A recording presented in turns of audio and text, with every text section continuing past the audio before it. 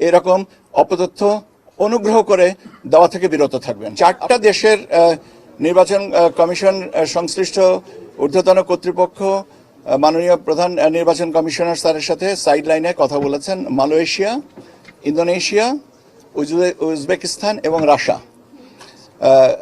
Russian এই 4টা দেশের প্রতিনিধিরা মূলত স্যারের সাথে এসে কথা বলেছেন। আমাদের কার্যক্রম সম্পর্কে আরো একটু গভীরভাবে জানতে চেয়েছেন। মূলত তাদের কৌতূহলটা ছিল পার্টিকুলারলি পোস্টাল ব্যালট সিস্টেমের উপরে। তো এখন এটা দেখা যাক পরবর্তীতে এই ব্যাপারে আমাদেরও কিছু শিক্ষণীয় আছে পোস্টাল ব্যালটের ব্যাপারে। আমাদের কিছু যে জিনিসগুলো আমরা এখানে প্রশ্নের সম্মুখীন হয়েছে, যে প্রশ্নগুলো আমাদেরকে বুঝতে হয়েছে, সেগুলো নিয়ে আমরা ভবিষ্যতে নিশ্চয়ই এটা নিয়ে আরো গভীর পর্যালোচনা করে এবং একটা সম্মানজনক বা আর একটু কি বলা যেতে পারে ফুল প্রুফ একটা সিস্টেমে যেতে পারবো বা যাব।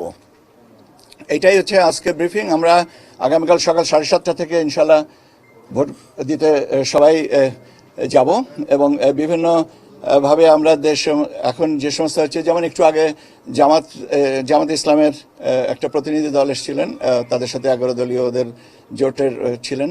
বিভিন্ন সমস্যা হচ্ছে যেগুলো বিভিন্ন কেন্দ্রে ওনাদের বা এজেন্টদের ব্যাপারে বিষয় যে অনাকাঙ্ক্ষিত কিছু ঘটনার কথা আমাদের বলে গেছেন ওনারা। সেই সাথে একই সাথে আমরা আগে যেরকম বলেছিলাম যে আপনারা ইলেকট্রাল এনকোয়ারি কমিটির কাছে জানান, রিটার্নিং অফিসারের কাছে জানান, স্থানীয় পুলিশ প্রশাসনকে জানান, ওনারা জানিয়েছেন, তারপর আমাদেরকে জানিয়ে গেছেন। এখন আমাদের দিক থেকে যেটুকু তাগিদ দেওয়ার আছে আমরা নিশ্চয়ই সেটুকু দিব। এই হচ্ছে আমার আজকের ব্রিফিং। একটা দুর্ভাগ্যজনকভাবে একটা ঘটনা আমাকে কোট করে একটা ফাইন্যান্সিয়াল একটা ইস্যুতে বলা হয়েছে, কোট করা হয়েছে যে একটা ঊর্ধ্বসীমা আমি নাকি বলেছি যে 5 কোটি টাকা নিয়ে গেলেও কোনো অসুবিধা নেই। এটা বলার এখতিয়ার, অধিকার, ক্ষমতা আমার নেই এবং আমি এটা বলিনি। আপনাদের কাছে সর্বসম্মুখে বলছি এটা আমাকে মিসকোট করা হয়েছে। দয়া করে এরকম মিসকোট করবেন না, এটা প্লিজ মিসকোট করেন না। কারণ আমরা এখন একটা কি বলা যেতে পারে একটা ভালো নির্বাচনের দ্বার প্রান্তে দাঁড়িয়ে যদি আমরা আমাদের এই অপতথ্য দিয়ে মানুষকে বিভ্রান্ত করি, সেটা অত্যন্ত দুঃখজনক হবে।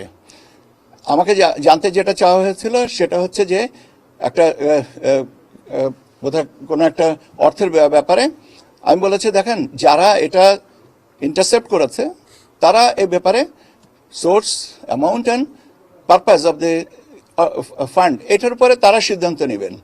That is the reason, that is the only thing I have said. এখন এটাকে যদি এখন দুর্ভাগ্যজনকভাবে মিসকোট করা হয়, সেটা আমার জন্য অত্যন্ত অপমানজনক এবং আমি অত্যন্ত ক্ষুব্ধ এবং আমি আমার ক্ষুব্ধ প্রতিক্রিয়া আপনাদের মাধ্যমে জানাচ্ছি। এরকম অপতথ্য অনুগ্রহ করে দেওয়া থেকে বিরত থাকবেন। যে কর্তৃপক্ষ এটাকে ইন্টারসেপ্ট করেছেন বিষয়টা তাদের। আমি কোন আইনের ব্যাখ্যাটা তো তারা দিবেন যারা ইন্টারসেপ্ট করেছেন, আমি কেন দিব? আমার তো কোনো অধিকার আছে? আমার কি ক্ষমতা আছে? আমি কি বলতে পারি যে এত টাকা পর্যন্ত ঊর্ধ্বসীমা বা এত টাকা নিতে পারবেন বা এত টাকা নিতে পারবেন না? কেন বলবো? আমার who am I to decide the amount upper limit and how do I say it? I do not have any authority. তো আইনের ব্যাখ্যার কি আছে? আইনের ব্যাখ্যাটা যারা ইন্টারসেপ্ট করেছেন তারা দিবেন, তাদের কাছে আইনি ব্যাখ্যা, আমার কাছে তো না। আপনারা যদি আমার কাছে আইনি ব্যাখ্যা চান তাহলে তো এটা আমার প্রতিও অবিচার করা হচ্ছে। আপনারা আবারও একই জিনিস করতেছেন। দয়া করে এই অপতথ্য সংস্কৃতির থেকে দয়া করে বেরিয়ে আসেন। আমাকে মিসকোট করার আগে দয়া করে এটা করেন না। আমরা একটু ক্রস চেক করে নিতে পারতাম, নাম্বার 1, সেটা হয়নি। দ্বিতীয় জিনিসটা হচ্ছে যে আমি আবার আই রিপিট দ্য ওয়ার্ড, আমাকে মিসকোট করা হচ্ছে, এটা করেন না, অনুগ্রহ করে করেন না।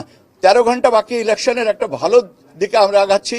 আমরা সবাই সচেষ্ট থাকি যেন আমরা ইলেকশনটাকে সুন্দরভাবে করতে পারি। আইনের ব্যাখ্যার কথা যেটা বলছেন সেটা যারা ইন্টারসেপ্ট করেছে তারা দিবে, আমি না।